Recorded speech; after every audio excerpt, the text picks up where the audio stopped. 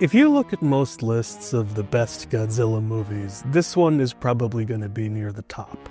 Most fans absolutely adore it. And I'm going to be upfront, I have a love-hate relationship with it. Every other time I watch this movie, I come away with a different idea of how I feel about it. Sometimes I think it's brilliant and deserving of even more praise. Other times I absolutely fucking hate it. I don't know why that is. There are a lot of Goji movies that I've sort of had to come around on. Like, I really didn't like Shin Godzilla when I first saw it, and now it's one of my favorites. I got a poster of it and everything. And I was hoping, after all these years, I would have come to some kind of conclusion on this one, but it's just never happened. There are parts I love, parts I hate, and I'd like to discuss them.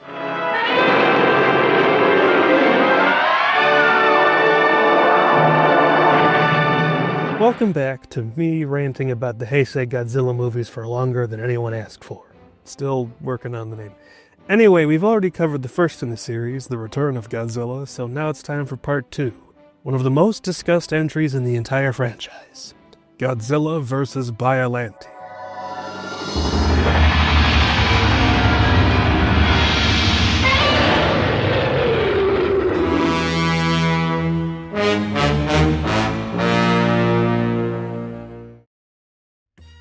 I'd like to start with some behind-the-scenes stuff because, frankly, I find that more interesting than the actual movie. After Return of Godzilla, Toho held a contest for people to submit scripts for what the next Godzilla movie would be, and the winning submission, BIOLLANTE, was written by a dentist named Shinichiro Kobayashi. And while his script was heavily modified by Kazuki Omori, BIOLLANTE's director, the final product still bears a striking resemblance to episode 34 of Return of Ultraman, An Unforgiven Life. There's a genetically engineered plant monster with a long green snout and spiny hunched back. It's created by a mad scientist who gets unceremoniously killed at the end. Said monster battles the titular character in a lake.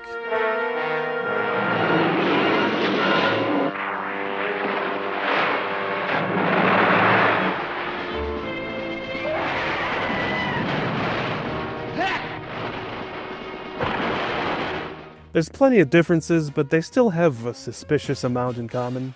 And some might say that that's just a coincidence. And it's actually not. Shinichiro Kobayashi also wrote this episode. Honestly, I think he did a better job the first time, too. The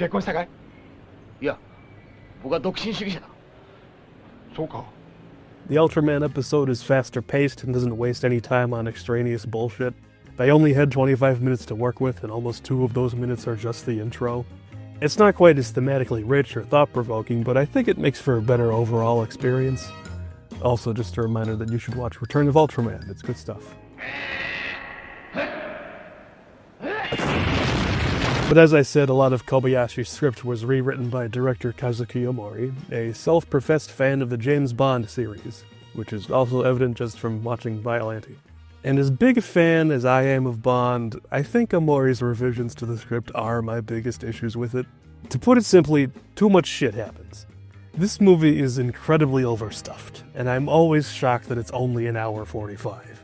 There's a mad scientist trying to resurrect his dead daughter as a plant monster. There's American spies trying to steal his stuff. There's vaguely Middle Eastern spies trying to steal his stuff. There's a psychic girl who can talk to plants for some reason. There's the Japanese military doing everything in their power to be as useless as possible. They brought back the Super X, but worse this time. There's a kinda sorta not really main character who has a bunch of really boring melodrama with his fiancée. And also Godzilla's dicking around this entire time. And that's basically the priorities of the movie too. Godzilla's the title character, but the movie doesn't want anything to do with him. It wants to be James Bond instead. Now, most people really love the main storyline with BIOLLANTE, and I have a hard time getting into it. Like, don't get me wrong, she's an absolute marvel of special effects. It's fantastic. But the story itself needs a lot of improvement. So there's this Dr. Shiragami guy who's living in the made-up Middle Eastern country of Saradia for some reason. Get used to me saying that. And there's a single Saradian spy who steals some Godzilla cells from some presumably American spies who can't act. Hey guys, look here! Who themselves stole from the wreckage of Godzilla's attack in the last movie, which is some nice continuity. And I guess Godzilla just left a convenient hamburger patty-sized clump of his flesh on a bit of rubble somehow. So Shiragami is tasked with creating these Godzilla plant hybrids so that the Seradians can grow wheat in the desert. But then the Americans, I guess, blow up the cells instead of just stealing them for some reason, and inadvertently kill Shiragami's daughter Erika, who just kind of happened to be there, I guess. 5-year time skip. Shiragami's living in Japan now. He's apparently put some of Erika's DNA into some roses, and he likes talking about jizz. Nobel Prize winner seaman. Anyway, the Japanese also just have some Godzilla cells that have just been collecting dust in a glowing filing cabinet for half a decade, I guess. And they now decide they're going to use his DNA to genetically engineer a bacteria that can destroy nuclear energy.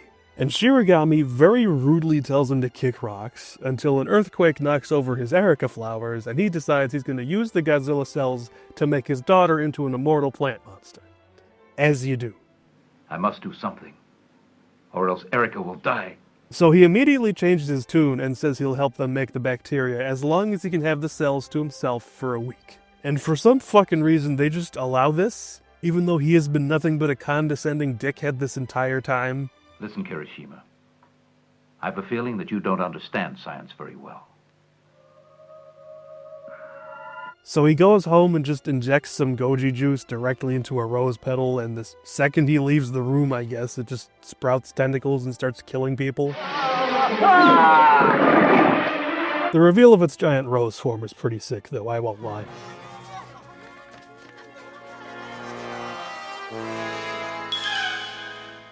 But Shiragami is my least favorite part of this movie. I fucking hate him. He does something pretty unambiguously wrong, I feel like, right? Ethically and logically, he shouldn't have merged the unstudied, unpredictable Godzilla cells with his plant daughter, which was also just a weird thing to do, but I digress. And you can argue that he's desperate and he's still grieving the loss even after 5 years, but the movie doesn't convey that very well. Throughout the entire film, he's a pretty stoic and unemotional guy. And him and Erika have like maybe a minute of screen time together tops before she fucking explodes. And he doesn't even look that broken up about it either. But ignoring his poorly communicated motive, the way he acts after his mutant creation starts wreaking havoc just pisses me off to no end. Like, he doesn't really seem to give a shit that 2 men are dead in his house and that the monster he created could kill again at any second. Anytime someone gives him shit for it, he starts ranting about the importance of scientific progress or some bullshit like that. You people always criticize scientific experiments without understanding their true value. Scientists have to look to the future.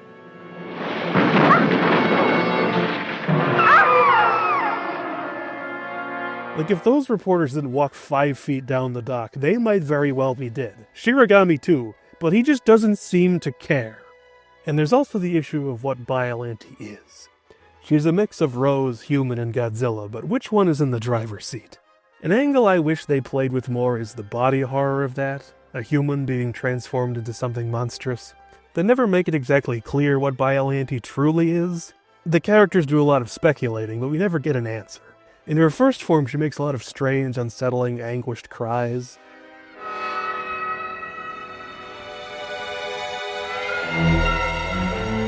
Which makes me think there's something human left inside her. Side note that I couldn't fit anywhere else in the video.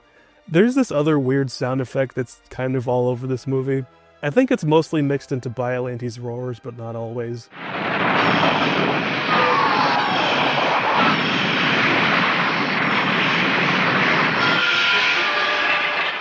I don't know what exactly that sound is meant to be, but I just thought this was interesting. It shows up randomly in the next movie, the fucking time travel one. And also pops up in the Heisei Gamera trilogy. Specifically, it plays a bunch in Part 2, Advent of Legion.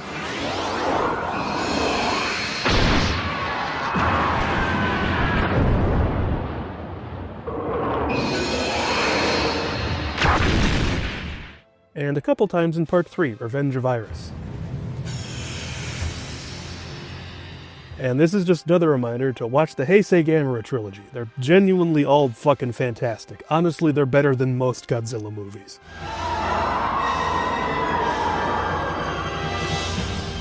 Where the hell's he been? Anyway, back to BIOLLANTE body horror. Shiragami, once again, doesn't seem to fucking care. His daughter might be alive and in pain inside his freakish fucking science experiment, and all he can think of to do is just try to cover his ass. And he has the fucking nerve to just start waxing philosophical about the giant homicidal flower he created every chance he gets. Like, he names it BIOLLANTE. He says it's in honor of some plant spirit in Norse mythology, and that's straight up just not a thing. He made that shit up. BIOLLANTE? The spirit of a plant that appears in Norse mythology. That's not true. That's not true. Another side note, because BIOLLANTE is a made-up word, there's a lot of debate on how to pronounce it. The dub says it BIOLLANTE, like I've been saying. BIOLLANTE. But to be more accurate to the Japanese word, you would say BIOLLANTE. BIOLLANTE. Bio is kind of crucial to the name since she's bioengineered, so some people like to meet in the middle and say BIOLLANTE, but I like to keep it simple and say BIOLLANTE.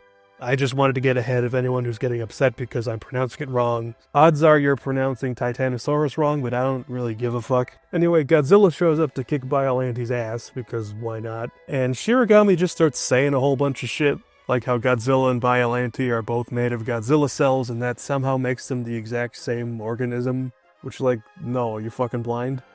More than just the same family. They are both made from the same cells. They're identical, the same thing. Not brother and sister. They're both the same creature. That's not true. Then Shiragami just kind of leaves the movie for a bit after Godzilla functionally kills BIOLLANTE. He's still in it, he just doesn't fucking do anything. And similarly, he's kind of just there during the climax where BIOLLANTE Ex Machina randomly spawns in to beat the fucking brakes off Goji. And then she just turns back into glitter and flies away, and a vaguely translucent image of Erica floats up too, which I guess implies there was something human in there. Yo guys, it's me, Charlie. Hey, did that guy just turn into sand? So the main guy trying to create the anti-nuclear bacteria goes up to Shiragami and asks about restarting the project now that Godzilla's effectively dead in a ditch at the moment. And Shiragami isn't done being a condescending douchebag, because he starts ranting about how he'll never work with Godzilla cells again. I'm not the monster here, you are. Godzilla and BIOLLANTE aren't monsters. It's the unscrupulous scientists who create them who are monsters. Bitch, that's you! You have caused almost every single problem in this movie, and you're facing zero consequences. His lack of self-awareness is astounding. And then he just gets fucking shot in the chest by the Seradian spy, because why not? And he's just dead now. What was his arc? Fuck you, that's his arc. I know there's a lot of thematic stuff to chew on regarding the ethics of man interfering with nature, and how a lot of this movie parallels Serizawa in the original, but I'm sorry, Shiragami is such an unlikable asshole that I just cannot get invested in it. He's got this holier-than-thou attitude going on in almost every scene. I fucking hate him. End of story. Good day, sir. Okay, that section took longer than I expected it to, and I still have a lot to say. Starting with... I can relate to Kazuki Omori in the sense that I also enjoy the James Bond movies, but the spy stuff in BIOLLANTE is nowhere near Bond caliber. Or I guess I should say it's nowhere near good Bond caliber, because there's a lot of shitty ones. J.W. Pepper could fuck off. Another tangent, but this movie uses the original Akira Ifukube Godzilla theme, a staple of this era, but still absent from the previous movie. Ifukube didn't actually want to return as composer, so anytime they do use the Godzilla theme, it's just reused audio from a best-of album he put out in 1986, Ostinato. The rest of the score is original music done by Koichi Sugiyama and is generally pretty okay, but the most famous of which is a track called Bio Wars, which features a modernized for the time version of that Godzilla theme, which Ifukube was apparently not pleased with.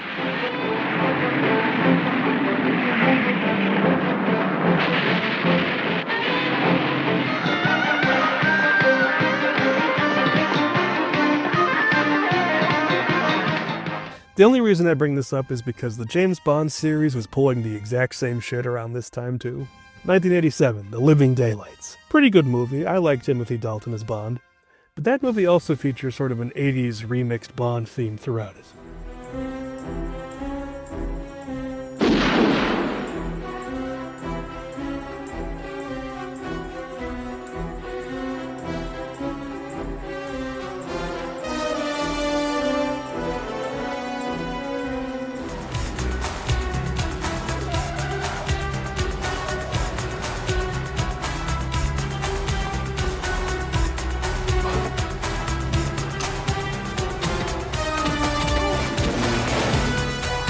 And this is probably just a coincidence, but I thought it was funny.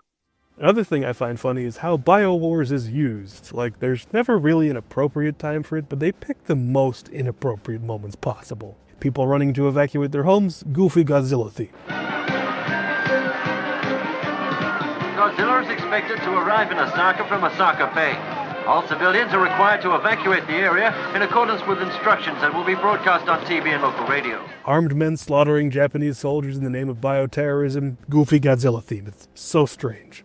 Anyway, I find the spy plot in this movie pretty entertaining, but objectively speaking, it blows. I already went over the whole Shiragami agent thing, but they also decided that that guy needed competition.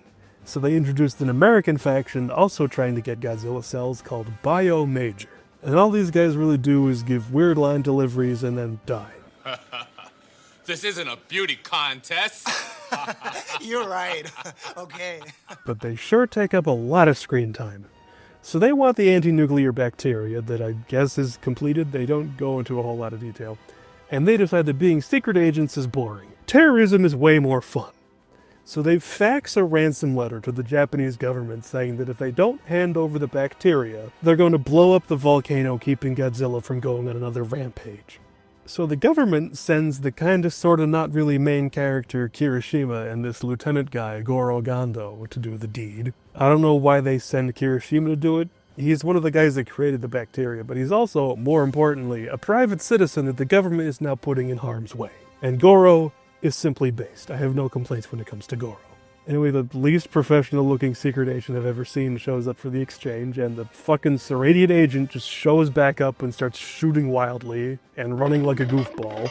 He shoots the American guy, just yoinks the case of bacteria, and speeds off in like some kind of bootleg DeLorean. Blah blah blah, volcano blows up, Godzilla's on the loose, and the agent can't get back to Shiragami because all the flights have been grounded. So off-screen, he just leaves the case of incredibly valuable, incredibly dangerous bacteria at some office building with a man I can only describe as Shiragami Borat. And Goro and Kirishima just beat the fuck out of him in the most cartoonish way possible. So while all that is happening, the JSDF is just getting absolutely butt-fucked by Godzilla. Like, there's this whole sequence where they're trying to figure out where Godzilla might strike next, which of the several nuclear power plants he's most likely to attack. My money's on Obama. So they pick the one that he's probably headed towards, and you get this big, long montage of the military running around, scrambling, preparing for Godzilla's arrival.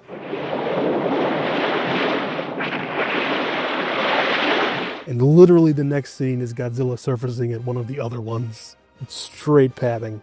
But they also bring back the Super X, but it's the all-new Super X2. And they keep going on about how it's so much better than the old Super X. The Super X2 has been substantially improved with the introduction of the latest onboard supercomputer. And what is more, it is now submersible. It's twice as durable as the titanium alloy armor on the old Super X. If the shield is hit by Godzilla's radioactive heat rays, it has been designed to reflect their force 1,000 times more effectively. Hot stuff. Yes, it is. It's nowhere near as effective as Super X1.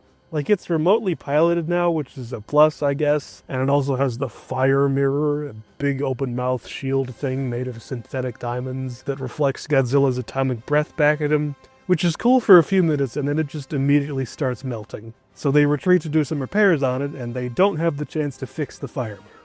Colonel Kuroki, the guy in charge of this, is aware of that fact, and he still sends it back into battle and orders that they use the fire mirror, which just fucking explodes. And I don't know what exactly he expected to happen. The only positives I can say about the Super X2 is that it looks cooler than the first one, and it has a pretty decent theme song.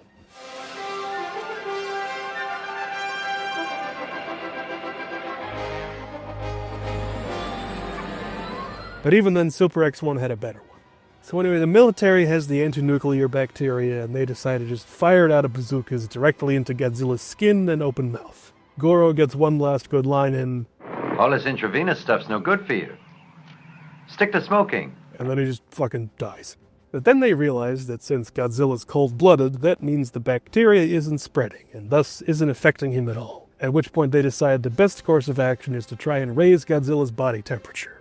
And then Colonel Kuroki chimes back in and suggests that they use their experimental thunder control system, which comes out of nowhere, but we're already so far in and there's no time to get hung up on that shit. And what do you fucking know? It's largely ineffective against Godzilla. But then the writers remembered that BIOLLANTE used to be a thing, and she just spawns in to beat the shit out of Goji. And also tries to eat him, I guess. Oh, and vomit on him too. But then the day is saved, Shiragami is a bitch and then dies. And then Kirishima, remember him, chases down the Seradian agent, who the writers also remembered used to be in this movie. So they do some mud wrestling, crash some cars. Hammond!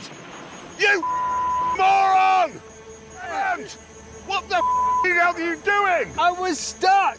And then the agent just gets fucking vaporized by the thunder control system, which is just hilarious.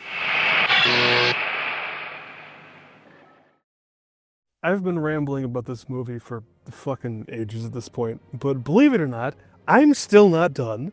I've barely even talked about the main character, which I probably should have done at the beginning, but whatever. I've talked about Kirishima a little bit. He's a scientist that helps to create the anti-nuclear bacteria, and that's about it, really. He's just kind of inexplicably everywhere for all the major events. Oh, and he doesn't like his future father-in-law because of unspecified ethical concerns. And then there's his fiancée, Asuka. But she really doesn't have much going on either. Her dad's the big rich guy funding the bacteria project and is also trying to start some kind of smarty-pants sperm bank. Nobel Prize winner semen, to be used for future production of geniuses. And she works with psychic kids for some reason. And just put a pin in that. Kirishima and Asuka's first scene together is terrible. I really like the world building of the Godzilla Memorial Lounge dedicated to his attack in the previous movie. But this scene features some of the worst, most unnatural expository dialogue I've seen in a film, period. We start with a reference to the Chimera, in case you didn't know what this movie was about. If they play around with cells, genetic engineers might well create their own Chimera. And basically every other line they exchange is stating things that they already know about each other to the audience. I understand your misgivings concerning my father's work. A lot of people are against it as well. I can't help it if the head of the Okochi Foundation is my father. Anyway, I fail to see how our relationship has anything to do with it. You're right. Still, I feel uneasy in my work. After all, the Foundation supports the laboratory. Yes, but that doesn't have an effect on our staying together, you know. And then they established that Kirishima's moving to the United States to study or some shit so we can have some kind of minor conflict that never really goes anywhere. Because, like, nothing happens between them for the entire movie, and then Kirishima just decides not to go to America at the end because humans suck or something. Because wherever you go, the people are the same. There's good and there's bad in every country. And then we end on a really awkward freeze frame of the two of them. Anyway, remember those psychic kids I was talking about? Kind of the main character of this whole era of Godzilla movies is Miki Saigusa. And she's psychic. And they just throw that at you at the beginning of the movie and you just have to accept it. She's introduced by trying to talk to Shiragami's plant daughter and nothing happens. I said she's psychic, and she is, but only when it's not useful. Shiragami enlists her to talk to his plants, she gets nothing out of them. She's tasked with psychically determining what Godzilla's up to, which seems wildly inefficient at best. She's tasked with delaying Godzilla's advance because the military fucked up and put all their eggs in one basket. And I guess it kinda works, but it also removes her from the story. And then periodically she'll translate something that BIOLLANTE said, but she doesn't have much to say. She says thank you. As these movies go on, you'll be seeing a lot more of Miki, but this is just such an odd first impression. She doesn't have a lot of personality here, she doesn't really do anything, and she's just such a bizarre inclusion, conceptually. Like, this is largely a straight sci-fi story, and they just randomly throw in a girl with wizard powers. I don't hate her, I just have to wonder what the thought process was. I will say, I do appreciate that her inclusion leads to one of my favorite scenes in the whole movie. So she's been talking about these ominous dreams she's been having, which eventually spreads to all the other psychic kids, and Asuka asks them to draw what they've been dreaming, leading to this. Well, children, have you finished? Yay! Well, that's great. All right, now, children, let us see what you dreamed of, okay?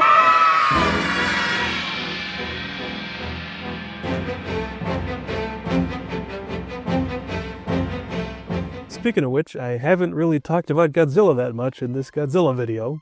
Partly because the movie isn't really about him, but also because I just don't have much to say. He's still the same old Godzilla, he just looks nothing like it. I don't know why he looks so different. He is meant to be the same Godzilla as in '84. I guess that his 5-year stint in the volcano caused his entire head to change shape and to grow an extra row of teeth for some reason. Another tangent, but I remember some years ago I sort of tried to come up with a justification for this.